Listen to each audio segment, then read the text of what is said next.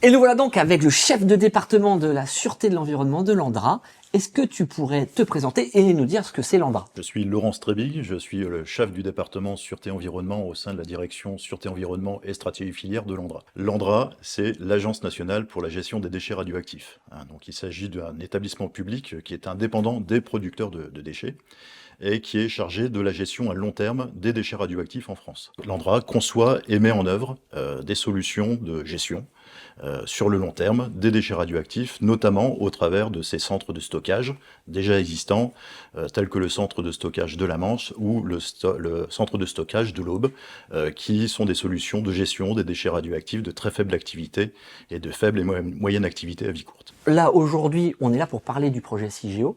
Est-ce que dans les grandes lignes, tu pourrais me dire ce que c'est le projet CIGEO? Le projet CIGEO est un projet qui est porté par l'Andra. Il s'agit du centre industriel de stockage en couches géologiques profondes des déchets les plus dangereux. Ce sera une installation nucléaire de base qui sera positionnée au niveau des départements de la Meuse et de la Haute-Marne. L'installation nucléaire de base, c'est un terme officiel? Alors, une installation nucléaire de base, c'est un statut administratif qui est donné à une installation industrielle qui va mettre en œuvre des produits radioactifs, des matières fissiles, et qui doit obtenir, avant de pouvoir débuter son fonctionnement, sa construction, doit pouvoir obtenir un décret d'autorisation de création qui est signé par le Premier ministre. Une centrale nucléaire, par exemple, c'est une installation nucléaire de base aussi, alors? Une centrale nucléaire d'EDF, c'est une installation nucléaire de base. Est-ce que tu pourrais expliquer, surtout pour ceux qui nous regardent, quelles sont les grandes étapes entre le moment où on décide de créer cette INB et le moment où on va commencer la phase d'exploitation de cette INB? Avant de pouvoir exploiter une INB, on doit passer par un processus qui est long, qui consiste, dont la finalité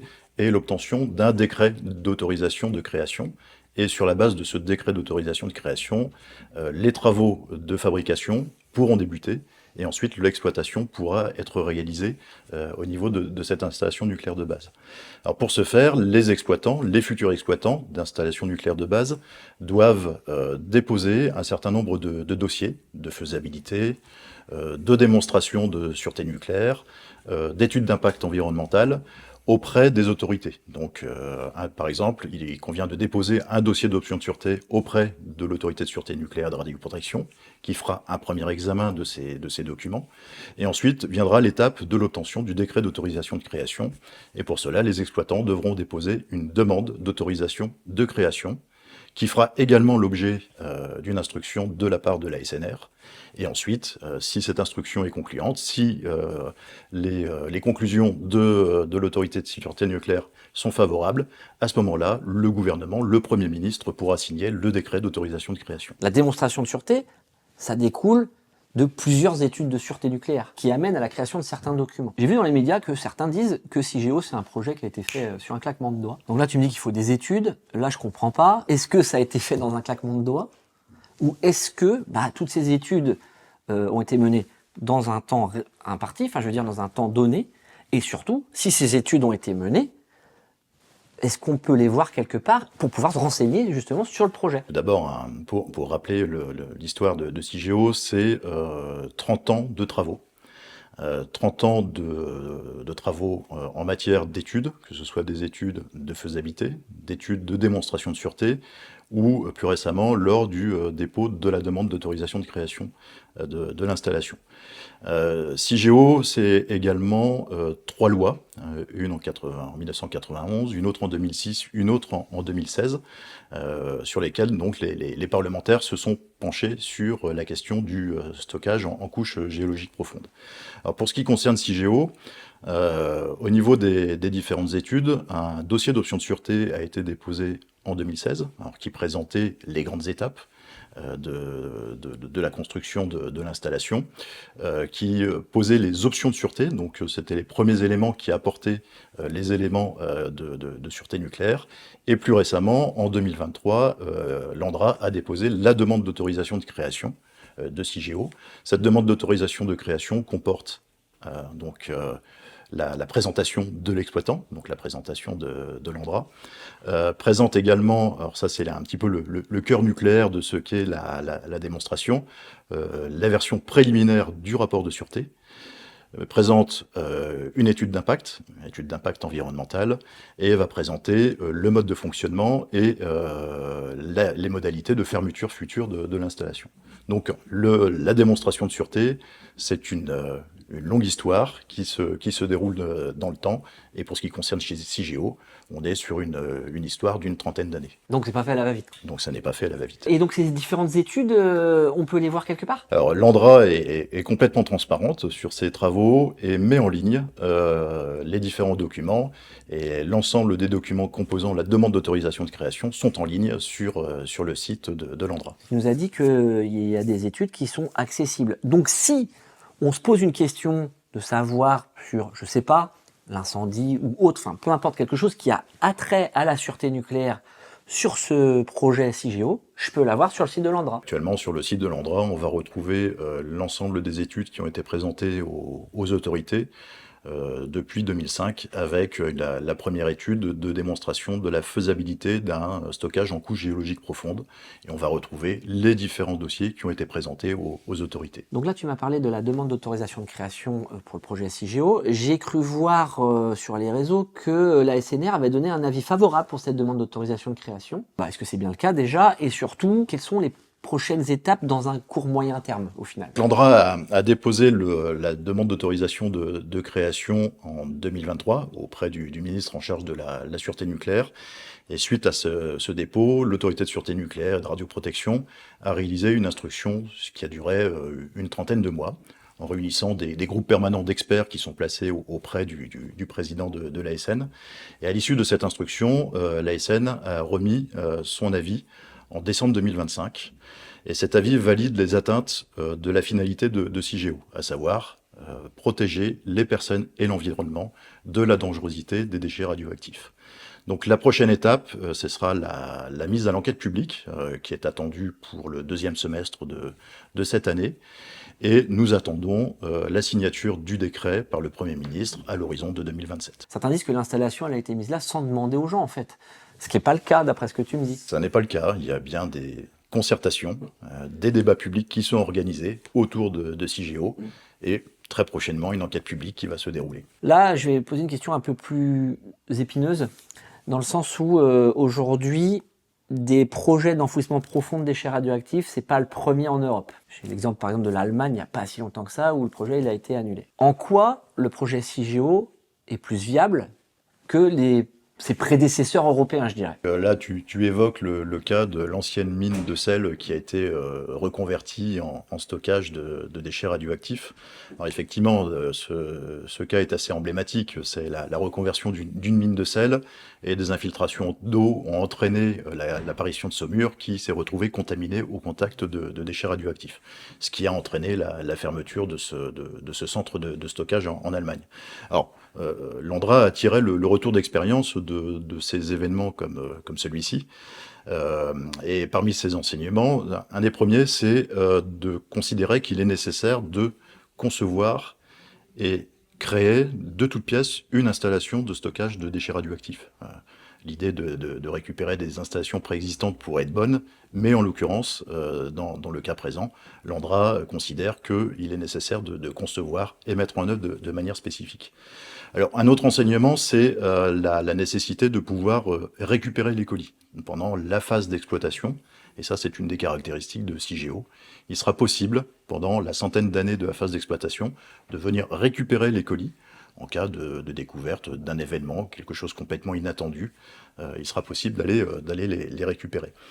Et ensuite, un des éléments aussi qui est important, dont on a tiré le retour d'expérience, c'est, puisque, comme on le verra, Cigéo connaîtra une construction progressive, il est nécessaire de bien ségréguer, de bien séparer les zones de construction des zones d'exploitation. Par rapport à ce retour d'expérience des différents projets qu'on a pu avoir par le passé, on est capable aujourd'hui d'être confiant pour Cigéo et d'aller de l'avant en tout cas sur la phase d'exploitation future de Cigéo. Alors nous sommes d'autant plus confiants qu'aujourd'hui le stockage en couche géologique profonde est un standard qui est reconnu au niveau international. Alors plus proche de nous, on a une directive européenne de 2011 qui considère que c'est la solution de référence, et nous avons également les standards de l'AIEA qui considèrent qu'il s'agit de la solution de référence. Et on peut citer aussi des pays européens qui vont réaliser également des stockages en couche géologique profonde. On peut penser notamment à la Finlande, qui a entamé les travaux et qui a entamé des essais avec des colis inactifs, ou la Suède, qui a commencé un certain nombre de travaux, ou la Suisse, qui a également déposé une demande d'autorisation de création. Ma question, elle est simple. Pourquoi Bure ? En fait, c'est issu de travaux qui ont été menés par l'ANDRA de recherche du meilleur site pour réaliser le stockage. Alors, je vais passer toutes les étapes de recherche. Et la conclusion principale, c'est que sur Bure, donc sur les départements de la Meuse et Haute-Marne, à environ 500 mètres sous terre, on va retrouver une couche argileuse qui présente des caractéristiques extrêmement intéressantes en matière de capacité de rétention, de capacité de confinement des matières radioactives. Donc le positionnement sur Bure est principalement lié à la présence de cette couche argileuse. Mais là, je comprends pas. Tu me dis qu'on prend un sol argileux pour éviter la remontée des produits radioactifs, c'est ça que j'ai compris ? Oui. Mais ils sont dans des colis, ils ne doivent pas remonter. Effectivement, les déchets qui sont produits par les différents producteurs de déchets arriveront sur Cigéo dans des colis. Qui présente une sûreté particulièrement élevée. Mais il faut imaginer que nous allons stocker ces déchets pour l'éternité et qu'à un moment donné, nous allons constater une dégradation de l'enveloppe de ces colis. Et il serait nécessaire pour les générations futures de devoir gérer cette problématique-là. Alors, comme nous bénéficions, nous, de l'électricité nucléaire, il est logique de ne pas faire reposer la responsabilité de la gestion de ces déchets sur les générations futures. Donc c'est la raison pour laquelle il est nécessaire de pouvoir trouver une solution qui permette de stocker ces déchets sur la très très longue durée et le confinement des matières radioactives, la protection des matières radioactives des phénomènes de surface ne peut être obtenue que grâce à cette couche d'argile qui sera donc la barrière de confinement des déchets radioactifs. Donc si je comprends bien, le colis il n'est pas fait pour durer éternellement. On est donc avec des déchets de haute activité, avec des périodes radioactives très élevées. Donc à un moment, en fait, le colis, je vais le dire un peu trivialement, il va dégueuler quoi en fait. Les produits radioactifs vont s'en échapper du coup. Le type de sol qui est présent à Bure va permettre d'avoir un temps de remontée à la surface conséquent pour que quand ça arrive à la surface, on est tranquille quoi. Alors c'est bien ça. Alors tout d'abord, il faut préciser que vont être stockés un certain nombre de radionucléides. Ce sont les différents types de déchets radioactifs qu'on va pouvoir retrouver. La grande majorité de ces radionucléides vont être fixés par l'argile, qu'on appelle du calovo oxfordien, et une infime minorité de ces radionucléides sont susceptibles de sortir.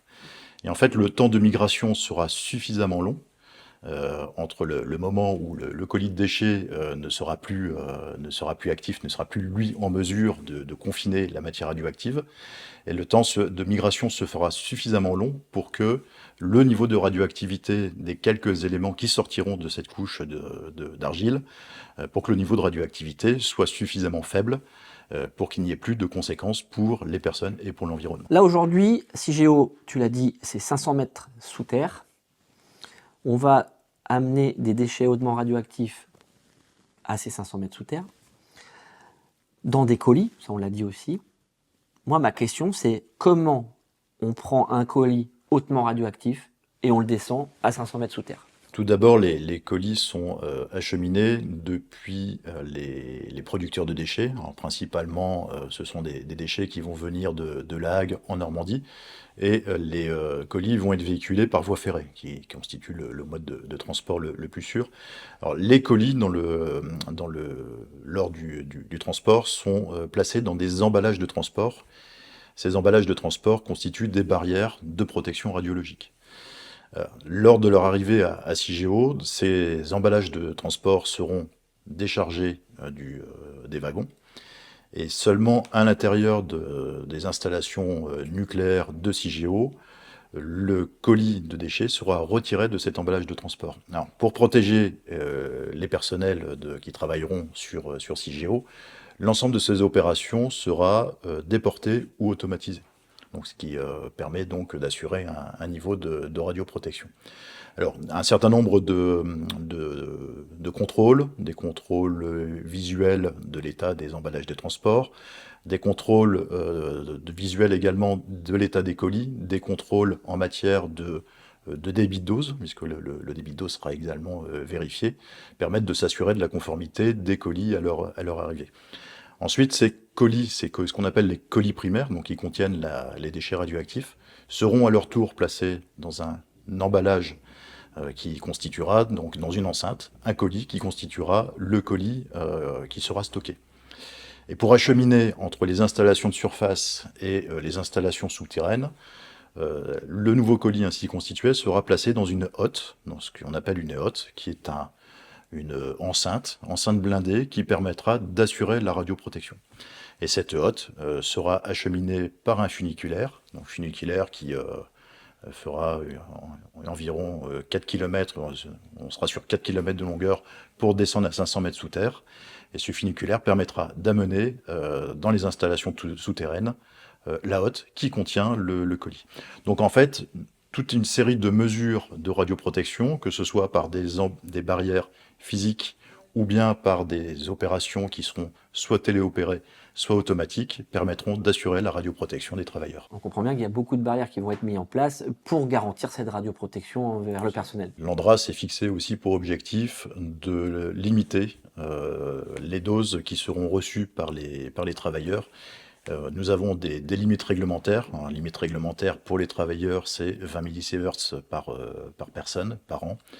L'ANDRA s'est fixé pour objectif de ne pas dépasser les 5 millisieverts. Donc là, ce que Laurent vient de dire, c'est important. Rappelez-vous, dans ma vidéo sur la radioprotection, je vous ai parlé du principe Joule, justifier, optimiser, limiter.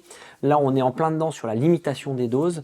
Et en plus, je vous avais parlé des différentes valeurs de doses annuelles pour les travailleurs du nucléaire. Rappelez-vous, hein, comme tu l'as dit, 20 millisieverts par an pour les catégories A, 6 millisieverts par an pour les catégories B. Et là, on voit que l'ANDRA se limite à 5 millisieverts, donc en deçà de la valeur maximale de dose qu'un travailleur de catégorie B pourrait avoir. Et voilà, c'est la fin de cet entretien. Cette vidéo est un bonus de la vidéo principale. Si ça vous intéresse de voir ce qu'est le futur projet Cigéo, je suis descendu à 500 mètres sous terre au laboratoire souterrain de l'ANDRA. Je vous mets le lien de la vidéo juste ici. Et donc c'est le moment de vous dire ciao Billy bye, see you soon on the moon. C'était Obian qui vous dit à très bientôt.